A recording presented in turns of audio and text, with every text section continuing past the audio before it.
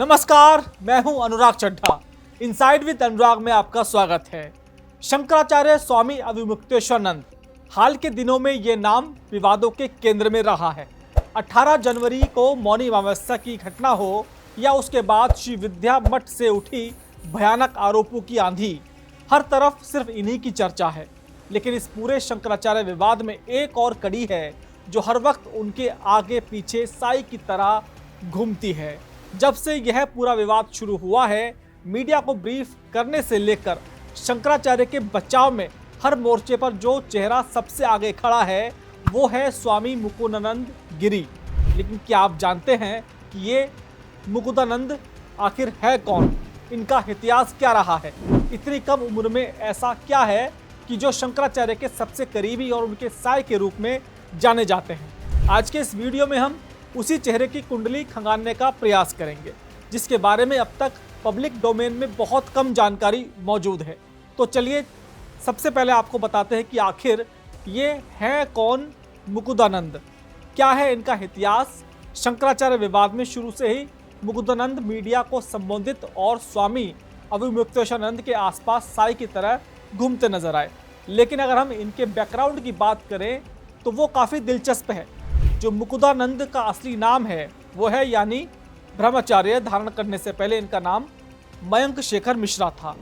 इनके पिता का नाम मयानंद मिश्रा है। मूल रूप से ये बिहार के दरभंगा के रहने वाले हैं और हमें मिली जानकारी के अनुसार इनके परिवार में 2 भाई और 1 बहन है।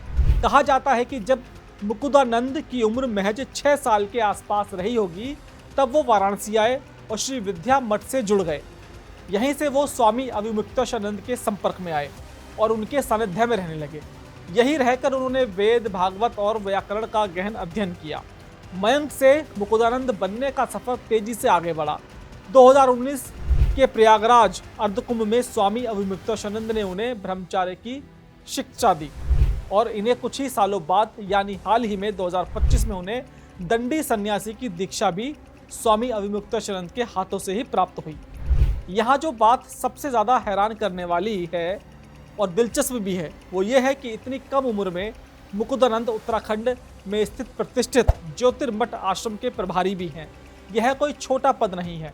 इतनी कम उम्र में इतनी बड़ी जिम्मेदारी मिलना ये बताता है कि वो शंकराचार्य के कितने खास हैं। मठ से जुड़े लोगों और जानकारों के बीच में तो यहाँ तक चर्चा है कि अघोषित तौर पर मुकुंदानंद ही स्वामी अविमुक्तेश्वरानंद के उत्तराधिकारी हैं। लोग उन्हें भविष्य के शंकराचार्य या उनके सबसे मजबूत प्रतिनिधि के तौर पर देखते हैं और शायद यही वजह है कि जब इतने बड़े स्कैंडल का आरोप लगा तो हर आरोप और बचाव के केंद्र में सिर्फ मुकुंदानंद ही खड़े दिखाई दे रहे हैं।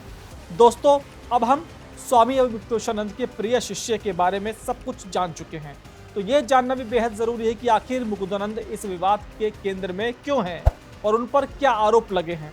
वाराणसी मठ में शिक्षा ग्रहण करने वाले कुछ पंडित पीड़ित बटुकों ने मीडिया कैमरे के सामने आकर जो सनसनीखेज आरोप लगाए हैं उसने पूरे समाज को हिलाकर रख दिया है। इन कथित आरोपों के अनुसार मठ में आने वाले नाबालिग बच्चों को मैनेज करने का पूरा जिम्मा मुकुंदानंद के पास ही था। कथित तौर पर उन पर आरोप लगा कि वो बच्चों को सिखाते थे कि गुरु सेवा कैसे करनी है और फिर उन्हें शंकराचार्य व दूसरे वीवीआईपी के पास पेश किया जाता था। दावा तो यहाँ तक किया जा रहा है कि बिहार और झारखंड जैसे राज्यों से आपदा प्रभावित और गरीब परिवारों के बच्चों को यहाँ लाया जाता था और फिर कथित रूप से मुकुंदानंद के माध्यम से उनका शोषण होता था। दोस्तों, हम वीडियो में आगे बढ़े उससे पहले यहाँ पर मैं एक बात पूरी तरह से स्पष्ट कर देना चाहता हूँ कि मैं या इस चैनल का उद्देश्य किसी को भी आरोपी सिद्ध करना नहीं है। ये सभी बातें मीडिया पीड़ित बच्चों के बयानों और शिकायत के आधार पर कही जा रही हैं। जब तक अदालत और जांच में कुछ साबित नहीं हो जाता तब तक ये महज आरोप हैं और हम इनकी पुष्टि बिल्कुल नहीं करते। इस पूरे मामले में जो सबसे बड़ा मोड़ आया वो है मेडिकल रिपोर्ट। प्रयागराज की झूसी पुलिस जो फिलहाल वाराणसी में डेरा जमाए हुए है और साक्ष्य जुटा रही है, उसकी जांच में एक बड़ी बात सामने आई है। कथित तौर पर सूत्रों से मिली जानकारी के अनुसार पीड़ित नाबालिग का जब मेडिकल कराया गया तो उसमें यौन शोषण की पुष्टि हुई है और अब इसी रिपोर्ट के आधार पर कहा जा रहा है कि इस मामले में जल्द ही कोई बड़ा एक्शन हो सकता है। लेकिन एक सिक्के के हमेशा 2 पहलू होते हैं। इन संगीन आरोपों पर मुकुंदानंद और मठ प्रशासन का क्या कहना है उसको भी जान लेते हैं। मुकुंदानंद ने अपने ऊपर और शंकराचार्य के ऊपर लगे सभी आरोपों को सिरे से खारिज कर दिया है। उनका साफ कहना है कि जिन बच्चों ने ये आरोप लगाए हैं वो कभी भी मठ या उसके किसी भी संस्थान के छात्र रहे ही नहीं हैं। उन्होंने इस पूरे मामले को एक बहुत बड़ी और गहरी साजिश करार दिया है। मुकुंदानंद का दावा है कि यह शंकराचार्य की बढ़ती लोकप्रियता और उनकी छवि को खराब करने के लिए एक सुनियोजित षड्यंत्र है।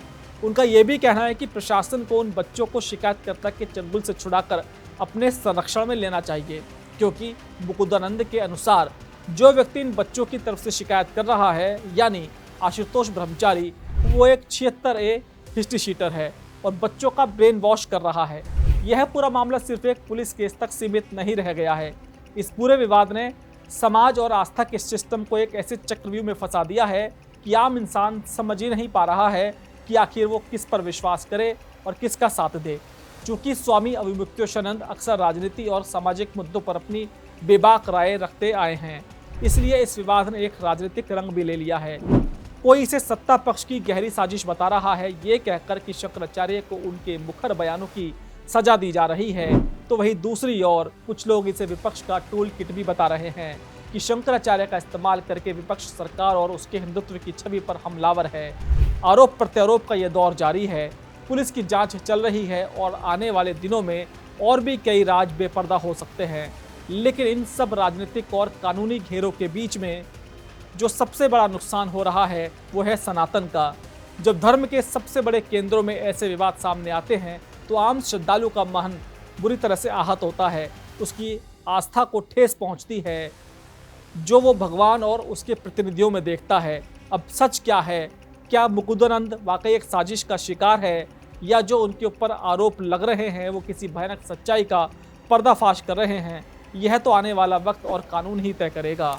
दोस्तों, मेरा ये विश्लेषण आपको कैसा लगा कमेंट बॉक्स में ज़रूर लिखकर बताइएगा। साथ ही साथ मेरे चैनल को सब्सक्राइब करना बिल्कुल मत भूलिएगा। तो आपसे मुलाकात होगी किसी दूसरी खबर के साथ। नमस्कार।